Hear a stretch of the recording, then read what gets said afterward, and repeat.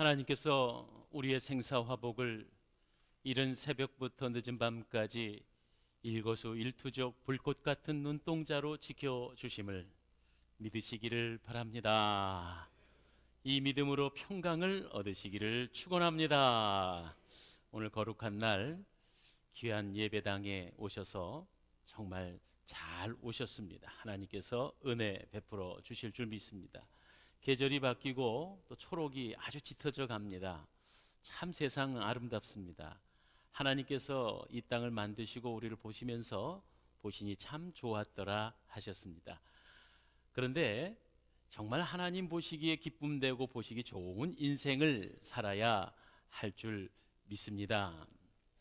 오늘 본문의 말씀 요한복음 3장은 니고데모 이야기입니다. 그 전에 제가 사진 한 장 보여드릴게요.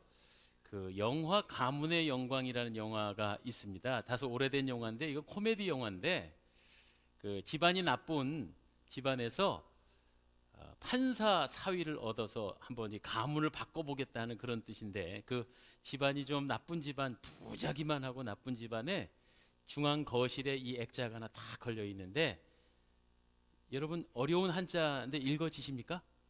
예, 굉장히 어려운 한자인데요. 그렇죠? 예. 뭐죠? 예.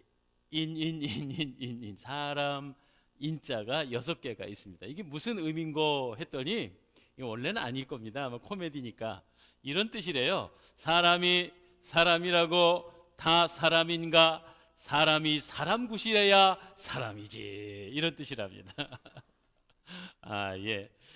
사람이 나면서 물론 생명이죠. 그러나 자라나지 않고 성숙하지 못하면, 사람 구실 못하면 사람 아니다, 이런 얘기입니다.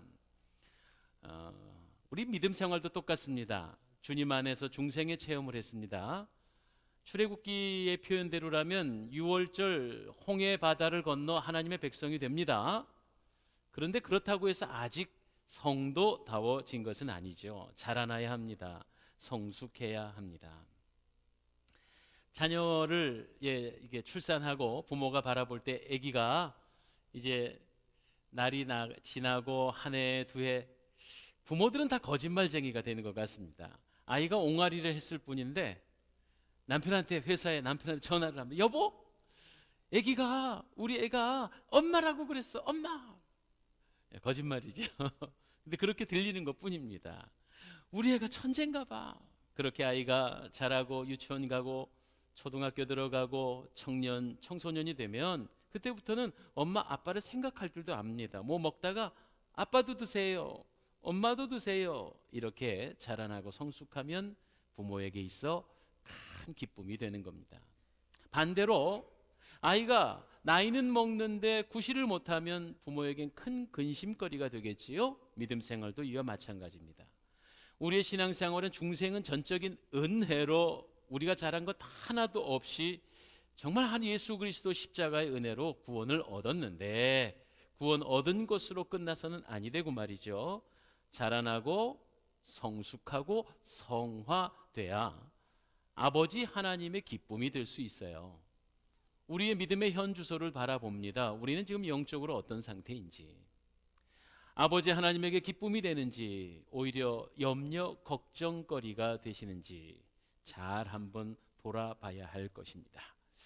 오늘 본문에 이런 아버지 하나님을 참 기쁘게 했던 인물 니고데모가 소개되어 있습니다. 이 니고데모를 살펴보려고 합니다. 흔히들 우리가 아는 니고데모는요, 예수님 만나러 밤중에 와서 몰래 왔다가 중생이라는 말씀을 듣고 나서 이게 뭔데? 그러기 머리만 극적극적하고 사라진 인물로 이해하기가 쉽습니다. 그런데 요한복음에는 실제로 니고데모의 기록이 여기만 있는 것이 아니고 2번 더 기록되어져 있습니다.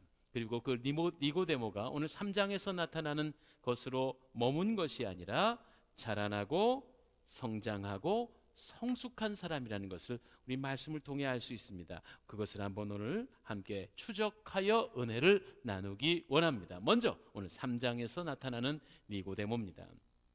따라서 하시겠습니다. 이기적인 니고데모. 시작. 네, 이기적인 니고데모, 이렇게 3장에 제가 제목을 붙여봅니다.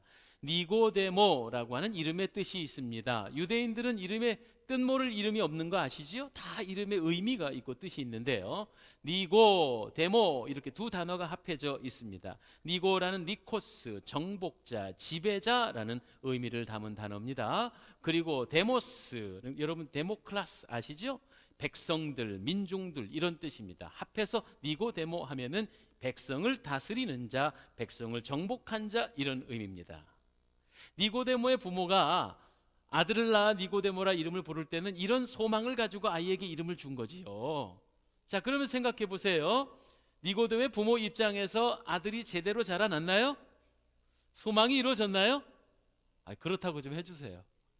정말이죠. 왜냐하면 니고데모는요, 오늘 여기 본문 1절에 나와 있는데 유대인의 지도자라 돼 있잖아요. 맞죠? 네, 이름값 했어요. 그리고 여러분 성경책에도 있으리라고 보는데 작은 1번 있잖아요. 작은 1번. 뭐라고 써 있나요? 작은 1번이 성경책 아래 보면은 1번 이렇게 써 있어요. 설명이 붙은 거예요. 자, 유대인의 지도자인데 정확히 뭐라고요? 사내들인 공회원이다. 사내들인 공회원이 뭐 하는 사람들입니까? 여러분 아마 이 본문으로 성경을 많이 읽으셨기 때문에 이게 바로 우리나라로 치면 국회의원, 시의원 같은 것이에요. 그런데 이스라엘의 사내들이는요, 우리가 생각하는 그 범위를 더 넘는 사람들입니다. 이스라엘 전체를 통틀어서 72명입니다. 그러니까 12지파의 한 개 지파에서 6명의 대표를 뽑아서 그래서 공회원으로 보내는 것입니다. 그럼 6명 곱하기 12 해서 72명입니다. 그리고 의회 정도가 아니라 입법, 사법, 행정을 다 관할하는 그런 지도자급들입니다. 그러니까 유대인의 지도자여 사내들인 공회원이라고 하는 니고데모가 대단한 인물이라는 거 아시겠죠? 맞지요? 그래요. 이스라엘 중에서도 대표적인 인물입니다. 그런 니고데모가 부모의 소망을 이루고 이름값하며 살고 있던 이 니고데모가 예수님을 찾아왔습니다. 언제 찾아왔고요? 왜 찾아왔을까요? 2절입니다. 이 니고데모가 예수님을 언제 찾아왔습니까? 밤중에. 왜 밤중에? 왜 밤중에? 야심을 틈타서. 왜냐하면요, 예수님 지금 분위기 아주 험악할 때거든요. 예수님께서 천국 복음을 전하실 때 백성들은 아주 기뻐했지만 당시의 지도자들이나 유대인의 관원들이나 제사장들은 예수님을 아주 고깝게 볼 때였습니다. 위험하죠. 위험해요. 그래도 니고데모에게는 진리를 갈구하는 그런 마음이 있었는가 봐요. 세상에 권위를 가지고 권력을 가졌어도 허전함이란 있는 겁니다. 사람이 원래 그렇습니다. 그래서 예수님 앞에 진리를 배우고자 예수님을 찾아오지만 용기 있게 당당하게 대낮에 오지 못하고 밤중에 찾아왔으니까 니고데모가 조금 비겁한 사람이구나라는 것도 능히 짐작할 만한 내용이네요. 그뿐 아닙니다. 니고데모가요, 예수님에 관해 어떻게 이해하고 있는가 2절 중반에 써 있어요. 당신은 하나님께로부터 오신 선생인 줄 아나이다. 오호, 예수님이 선생님이세요? 물론 훌륭한 스승이시지요. 그러나 궁극적으로는 예수님은 스승으로 오신 것이 아니라 구세주로 오셨습니다. 니고데모, 유대인의 관원인 이 니고데모가 이해하고 있는 예수님은 잘못됐다는 거죠. 그런 니고데모, 밤중에 한마디로 말해서 예수님은 좋은데, 좋은 것은 아는데, 예수 믿으면 복 받는 건 아는데 예수 때문에 희생하기는 싫다. 이게 지금 니고데모 3장에 나타나는 니고데모의 모습입니다. 다시 한번요. 예수님 만나고는 싶지만 예수 때문에 손해보고 싶지는 않다. 니고데모의 모습을 가만히 묵상해 보면서 이것이 지금 나의 모습은 아닐까. 그러나 괜찮습니다. 이제 막 태어났으니까요. 이제 막 진리에 관해 갈구하고 있으니까요. 예수님은요, 이런 니고데모의 얄팍한 마음을 아셨을까요? 모르셨을까요? 저는 충분히 아셨을 것 같아요. 밤중에 찾아왔지요. 선생이라고 하지요. 보통 사람이요, 대접을 제대로 받지 못하면 마음이 상하는 법입니다. 여러분, 저를 목사님 해야 되는데 어떤 경우는 저를 모르는 데 가면은 일꾼이 왔나 이러면 마음이 팍 상하잖아요. 그 사람인지라 그럴 수밖에 없어요. 그 예수님께서 선생님 하는 니고데모를 향해 속상해 하실 수도 있었을 텐데 말이죠. 3장 8절 이하에 우리가 함께 읽었던 3절 이하에 보면 예수님께서 참 친절하게 니고데모에게 복음을 설명하고 있어요. 그래서 중생에 관한 말씀을 하시고 성령의 세례에 관한 말씀을 하시고 복음 중에 참 복음인 요한복음 3장 16절이 바로 이 니고데모와의 대화에서 나오는 거잖아요. 아시잖아요. 요한복음 3장 16절 아세요? 한번 외워봅시다. 시작. 하나님이 세상을 이처럼 사랑하사 독생자를 주셨으니 이는 저를 믿는 자마다 멸망치 않고 영생을 얻게 하려 하심이라. 아멘. 이 귀한 복음을 니고데모에게 전하셨어요. 우리 예수님이 아마 많이 인내하셨고 니고데모를 사랑하셨네요. 그런데도 3장 뒷부분에 가면 그 이후에 어떤 일이 벌어졌는지 알 수 없이 그저 니고데모 이야기가 뚝 끊어지고 맙니다. 여기서 끝났다 그러면 오늘 설교가 필요가 없겠지요. 그러나 사랑하는 여러분, 니고데모는요 여기서 끝나는 것이 아니고 자라났어요. 자라났습니다. 그러면 어떻게 자라났나요? 요한복음 7장으로 가겠습니다. 7장 50절. 요한복음 7장 50절 함께 읽어보지요. 시작. 그 중에 한 사람 곧 전에 예수께 왔던 니고데모가 그들에게 말하되, 무슨 얘기인 거 아니에요? 이거 앞뒤 과정을 여러분 조금 아셔야 돼요. 대제사장, 지금 시절이 지나서 예수님의 공생애를 약 3년 조금 넘는 기간으로 본다고 볼 때 3장에서도 이미 분위기는 좋지 않았지만 7장쯤 됐을 때는 한 해 두 해 지나갔을 때거든요. 그런데요, 이때는 아주 살벌할 때입니다. 예수님의 어떻게든 코투리를 잡아 죽이려고 당시에 제사장들이나 바리새인들이 호시탐탐 기회를 노릴 때입니다. 그러니까 아주 분위기 험악할 때죠. 그런데 대제사장들과 바리새인들이 어떤 짓을 했냐면 체포조를 만들었어요. 종들을 예수님의 집회 장소에 투입해가지고 혹시 예수에게 책잡을 말을 하는지 한번 가지고 와봐라. 그게 바로 7장 앞부분에 나오는 얘기예요. 그래서 그 체포조들이 다녀왔는데 대제사장 바리새인들이 묻기를, 야, 왜 예수를 안 잡아왔느냐? 그랬더니 우리 46절입니다. 아랫사람들이 대답하되 그 사람이, 여기는 그 사람은 예수님께서 말하는 것처럼 말한 사람을 제가 이때까지 들어도 본 적도 없습니다. 정말 예수 대단한 사람, 이렇게 말을 하니까 한마디로 말해서 체포하라고 보냈더니 감동 감화 받아갖고 온 거예요. 여러분, 이거 얼마나 흥미롭습니까? 그렇죠? 네. 이런 경우가 있어요. 제가 블라디보스톡 선교사였을 때 가끔 교인들 아닌 어떤 사람들이, 키는 멀쩡히 큰 사람들이 살짝 왔다가 가는 경우가 있었어요. 그 뭐냐 하면 KGB 아세요? 예, 소련 정보부에서 외국 선교사들이 혹시 무슨 짓 하나 하고 감시하러 온 거예요. 그런데 진짜 모스크바에 있던 한 선교사님은 설교를 하시다가 그냥 아마 우스개 얘기를 했던 것 같아요. 창조 얘기를 하다가 백인들은 하나님께서 흙으로 사람을 빚으셔갖고 잘못 짧게 구워갖고 하얗고, 흑인들은 많이 구워서 까맣고, 우리 황인종들은 제대로 알맞게 구워서 황인종이다, 이런 농담을 했단가 봐요. 그래가지고 그거 KGB에 걸려서 바로 비자 뺏기고 출국당해서, 그런 경우도 봤거든요. 그런 일들이 있어요. 그러니까 이 얘기가 지금 대제사장들과 바리새인들이 예수님의 책을 잡고자 아랫사람들을 보냈는데, 이 아랫사람들은 오히려 예수님의 말씀을 듣고 감동 감화를 받아서 그런 이가 없습니다. 책을 잡을 게 없습니다. 이렇게 말을 해요. 그러니까 그 다음의 내용이 47절, 너희도 미혹됐느냐? 48절, 바리새인 중에 그를 믿는 자가 또 있는 거 아니야? 율법, 그거 필요 없어, 그냥 잡아들여, 이렇게 된 겁니다. 자, 상황이 아주 험악하게 돌아가고 있습니다. 그때 50절입니다. 우리 이미 읽었지요? 그 중에 한 사람 곧 예수께 왔던, 요한복음의 요한 사도는 참 짓궂습니다. 왜 그러냐면 니고데모가 3장에서 밤중에 몰래 와서 예수님한테 진리를 듣다가 고개를 절레절레 흔들고 간 거 알거든. 근데 그것을 7장 50절에는 또 일부러 우리 독자들에게, 우리가 지금 성경을 읽는 우리들에게 상기시키고 있어요. 그러면서 이 니고데모가 뭐라고 말합니까? 51절에 우리의 율법은 사람의 말을 듣고 그 행한 것을 알기 전에 심판하느냐. 한마디로 증거도 잡지 못하고 어떻게 우리가 율법을 적용해서 죄인이니 의인이니 말할 수 있느냐. 이거 잘못된 거다. 이렇게 말한 거예요. 오라. 자기 신변의 보호를 위해서 3장에서는 밤중에 몰래 와서 예수님 만나고 돌아간 그 니고데모가 지금 세월이 흘러 7장에는 예수님을 보호하고 있습니다. 변호하고 있습니다. 그러니까 52절에 그 대제사장들과 바리새인들이 너 갈릴리 어디서 왔냐? 갈릴리 출신이냐? 의회 사람이니까 너 혹시 익산 사람이냐? 뭐 이렇게 되는 거죠.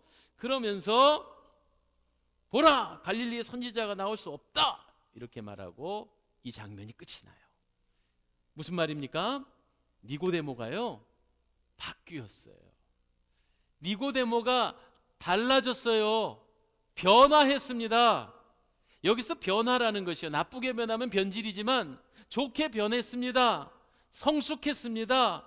성장했습니다. 예수님을 변호하고 있습니다.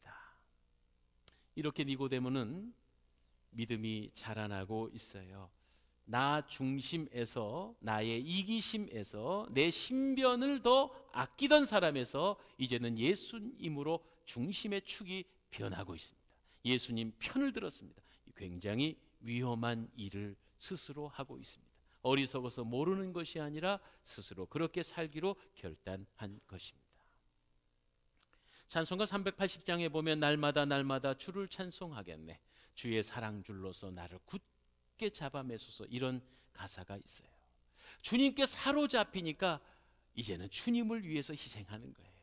남녀가 사랑을 해도요, 총각이 아가씨, 처녀가 총각을 사랑하면요, 우리 남자들은요 푹 끓여가지고 뜨끈뜨끈한 설렁탕 먹고 싶잖아요.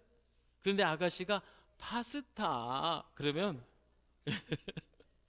스파게티 이러면 솔직히 말해서 입맛에 안 맞아도 따라갑니다. 희생하는 거죠. 왜? 사랑하기 때문에. 이런 단순한 예를 들어도 이 니고데모는 예수님을 사랑하기 때문에 이제는 자신의 신변의 위협을 느낌에도 불구하고 예수님의 편을 들고 있어요. 자라났어요. 성장했어요. 성숙했어요. 사랑하니까 당신의 포로가 되는 겁니다. 주님의 사랑줄로서 나를 굳게 잡아매소서. 포로가 뭐예요? 포로가 뭐예요? 예? 나를 잡아간 사람에게 철저히 항복하는 거죠. 항복! 무슨 말입니까? 당신 뜻대로 마음대로 하세요. 이게 사랑의 포로입니다. 예수님의 포로 되어 항복하고 사는 거, 이게 바로 성숙한 것이에요. 예전에 우리가 예수님을 처음 알았을 땐 복 받으려고 예수 믿고, 병 고치려고 예수 믿고, 임재규 목사 자네는 어떻게 예수 믿게 됐는가? 저는요 여자친구 사귀러 교회 갔어요, 어릴 때. 그런데 그대로 멈춰 있으면 안 돼요. 그렇게 그냥 세상의 복, 세상의 욕심 채우려고 예수님을 이용하는 정도에서 이제 시간이 지나고 세월이 잘라지면 사랑의 축이 옮겨져야지요. 사랑하는 이에 원하는 것이 무엇인가를 알아야죠.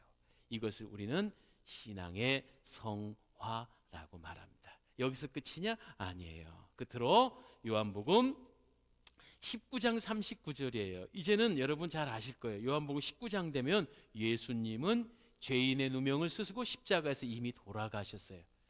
정말 험한 때입니다. 이젠 제자들은 다 뿔뿔이 흩어졌습니다. 심지어 베드로는 예수님을 저주하고 자기의 그 구차한 목숨을 구하기 위해서 예수님을 부인했던 그런 사건들까지 있었어요. 예수님께서 십자가에 돌아가시자 아무도 그 시신조차 수습할 이가 없었습니다. 얼마나 예수님 불쌍하세요. 돌아가신 시체조차도 수습할 자가 없을 때 그 예수님의 장례를 준비하는 얘기가 19장에 나오는 거예요. 19장 39절에 보면 38절에 이 두 남자가 나오는데 아리마대 사람 요셉과 그리고 니고데모가 나오는 거예요. 아리마대 요셉에 관한 이야기도 할 말씀이 많이 있는데 그건 다음 기회에 해요. 그냥 대충 소개하면 이 아리마대 사람 요셉도 마가복음 15장 43절에 보면 역시 사내들인 공회원이에요. 니고데모와 같은 위치에 있었던 사람이란 말이죠. 그는 또 마태복음 27장에 보면 대단한 부자라고 성경이 기록하고 있어요. 그래서 자신이 무덤을 아주 근사하게 마련을 해놓고, 왜 우리 현대도 그런 거 있지요? 어르신들 부모님 위해서 무덤 몇 자리 미리 잘 준비해 놓는 그런 경우예요. 그런데 이 아리마대 사람 요셉은 산헤드린 공회원인데 앞뒤 관계는 잘 모르지만 니고데모가 산헤드린 공회원이 있고 세월은 3년여 지났으니까 아마 니고데모에게 전도받은 것 같아요. 제 추측이에요. 그런데 그는 부자였는데 어쨌든 유대인의 나름대로 권력자이니까 그 빌라도에게 가서 38절 보세요. 빌라도에게 가서 예수의 시체를 주시오 해가지고 자신의 무덤에 임시로 안장한 거예요. 이 얼마나 대단한 일이에요. 근데 저는요 39절에 우리 함께 읽어봐요. 일찍이 시작. 일찍이 예수께 밤에 찾아왔던 니고데모도 몰약과 침향 섞은 것을 100리트라쯤 가지고 온지라. 복음의 요한사도 굉장히 짓궂다 그랬죠? 아이 지금 3장의 내용을 또 우리 독자들에게 상기시키고 있네? 어떤 사람이었다고요? 일찍이 3장에 일찍이 밤중에 찾아왔던 니고데모. 아이 부끄러운 흑역사인데, 그죠? 그런데 그것을 굳이 밝히고 있어요. 이것은 의도가 있다고 봐요. 요한복음의 요한사도는 우리 보고 니고데모가 어떤 사람이었냐 기억하라 이 말이에요. 지금 어떤 일을 하고 있느냐 하면 예수님의 장례 용품을 마련했습니다. 그러니까 몰약은 뭐죠? 시신을 썩지 않게 만드는 거. 침향, 그 시신의 모신 자리를 영화롭게 향내나게 하는 거예요. 영어 성경에 보면 알로에라고 돼 있어요. 시신을 어쨌든 당시에는 뭐 냉동고 이런 게 없으니까 시신을 보존하는 방식이죠. 그런데 그 양은 100리트라라고 돼 있어요. 여러분 성경에 다시 또 1번 써 있나요? 리트라가 뭡니까? 옆에 써 있는데 당시의 무게인데 1리트라는 327g. 그러면 100 곱하면 32.7kg, 33kg 정도 되는 거예요. 굉장한 많은 분량입니다. 보통 몰약과 침향을 이 정도 사용할 수 있으면 왕이나 귀족들의 장례식이라고 말할 수 있대요. 돈으로 쳐도요 1,000만 원, 1,500만 원 호가는 아주 많은 돈이라고 그래요. 그런데 돈이 문제가 아니라 니고데모가 이렇게 지금 분위기가 험악한 상황에서 예수의 제자들도 가족들도 차마 예수의 시신을 수습할 수 없을 만큼 지금 눈치가 뻔한 때인데, 한 사람은 빌라도에 가서 시신을 내놓으시오 하고 한 사람은 장례용품을 준비해서 그 장례를 준비하고 있더라, 이런 말입니다. 그가 누군데? 니고데모. 그는 어떤 사람이었는데? 요한복음의 요한사도는 3장에서 밤중에 몰래 자기 신변의 두려움 때문에 예수는 필요한데 예수로 인해 손해보기 싫었던 니고데모라는 것을 지금 39절 앞부분에 딱 기록하고 있는 거예요. 니고데모가 자라났습니다. 그뿐만 아니라 이 19장에서는 헌신했습니다. 그냥 헌신이 아니고 내 가진 것 조금 나눠주는 헌신이 아니라 자신의 사회적 지위와 생명을 걸고 예수님을 위하여 향품을 준비했습니다. 달라졌어요. 예전에 그 사람이 아니에요. 믿음 생활은 여러분 이렇게 하는 것이라고 믿습니다. 신앙생활 저도요 이제 고등학교 때 신앙생활해서 꽤 오래 했습니다. 여기 계신 우리 사랑하는 성도들께서도 다 신앙생활에 연조가 깊습니다. 우리 교회가 올해 90주년을 맞이했습니다. 신앙의 연조는 이렇게 신앙생활 꾸준히 잘하시는 건 참 잘하신 일입니다. 그런데 더 중요한 것을 하나 살펴보면 내가 달라졌나 하는 것입니다. 변화되었나 하는 것입니다. 변질되면 안 되고 좋게 변화되는 거야 되죠. 성장하고 성숙했느냐 하는 것입니다. 모태신앙, 엄밀히 말하면 엄마 뱃속에서 신앙생활 했다고 해서 내 신앙 아닌 겁니다. 내가 주님의 중생을 체험하고 신앙을 자라나야만 합니다. 사람이 사람 모양하고 있다고 다 사람 아닌 것처럼 성도가 구원받았다고 해서 아직 아버지 하나님을 다 기쁘시게 한다고는 할 수 없습니다. 아직도 내 신변의 유익만을 위해서 예수님의 이름이 필요한 그런 어린 아기 같은 성도가 아니라 이제는 자라나서 아버지 어머니의 마음을 헤아리고 내가 조금 손해보고 내가 좀 어렵고 힘들어도 사랑하는 이를 기쁘시게 할 수 있는 사람을 우리가 성숙하다, 철들었다 이렇게 말하는 거죠. 여러분, 공부하기 좋아하는 학생이 어디 있겠어요? 그러나 철이 들었기 때문에 내가 장래에 이런 일을 해서 부모에게 기쁨을 드려야지 하기 때문에 엉덩이 붙이고 공부하는 거예요. 우린 그런 아이를 보고 철들었다고 그럽니다. 지 입에 들어가는 것만 생각하다가도 아빠는요, 엄마는 안 드세요? 이렇게 자라날 때 그걸 바로 우린 철들었다고 말합니다. 우리의 신앙을 오늘 니고데모의 생애를 살펴보면서 우리는 어디쯤 와 있나요? 주님을 이용하기만 한 이기적인 니고데모? 변화되는 니고데모? 아니, 내 인생을 걸어 하나님 앞에 헌신할 수 있는 니고데모. 이렇게 자라날 수 있어야 하겠어요. 90년의 역사뿐만 아니라 90년에 걸맞는 성숙함과 성화를 이뤄내고 우리의 신앙생활의 연조가 연조만이 아니라 진정 내실 있게 자라나며 하나님을 기쁘시게 하고 세상을 살만나게 하는 그런 아름다운 성숙한 신자들이 많아지기를, 하나님을 기쁘시게 하는 우리 모두가 되기를 간절히 주의 이름으로 축복합니다. 아까 소개했던 찬송가 380장이 이런 일을 가능하게 하는 게 내 스스로 하는 것이 아니더라고요. 내 힘으로 하는 게 아니더라고요. 주님의 사랑 줄로 묶여가지고 그냥 막 끌려가는 거예요. 주님, 나를 사랑의 줄로 결박해 주세요. 주님 뜻대로 나를 인도해 주세요. 날마다 오늘보다 내일보다 그 미래가 더욱더 자라나며 뜨겁게 헌신하기를 원합니다. 나의 생명 되신 주, 나의 생명 되신 주, 주님 앞에 나아갑니다. 주의 흘린 보혈로 정케 하사 받아주소서. 날마다 주를 찬송하겠네.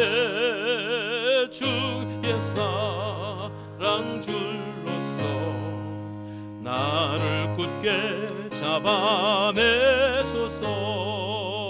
괴로운 세상 지날 때 나를 인도하여 주소서. 주를 믿고 나가면 나의 길을 잃지 않겠네. 날마다 주를 찬송하겠네. 주 사랑 줄로서 나를 굳게 잡아매소서.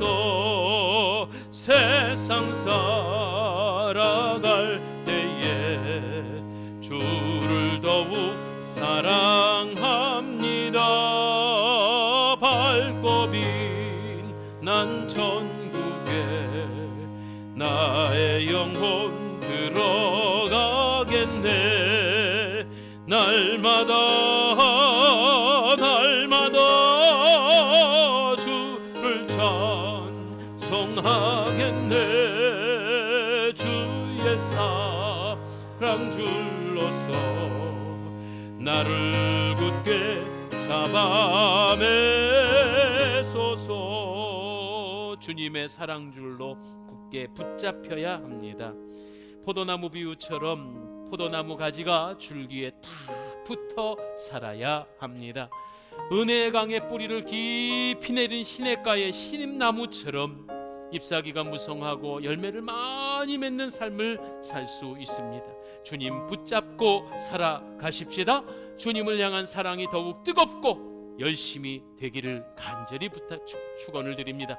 이 시간 말씀을 기억하며 여러분의 입술을 열어 주님 앞에 결단의 기도를 드립니다. 하나님 아버지 감사합니다. 우리의 신앙이 자라나기를 원합니다. 소리를 내어서 우리가 함께 기도합니다. 주님 함께하여 주시고 은혜 내려 주시고 하나님 우리의 사랑의 줄로 우리를 묶어 주셔서 주님의 은혜가 아니고는 살 수 없는 생애가 다 되어지게 해 주시옵소서. 하나님 우리 사랑의 동산교회 90의 역사 가운데 하나님 날마다 어제보다 오늘이 오늘보다 내일이 자라나고 성숙하며 은혜가 차고 넘치는 생애로 저희를 만들어 주시되 사랑의 줄로 굳게 붙잡힘 되어져서 하나님의 뜻대로 살아가 하나님을 기쁘시게 하는 종들 다 되게 하여 주시옵소서. 예수님 이름으로 기도하옵나이다. 아멘.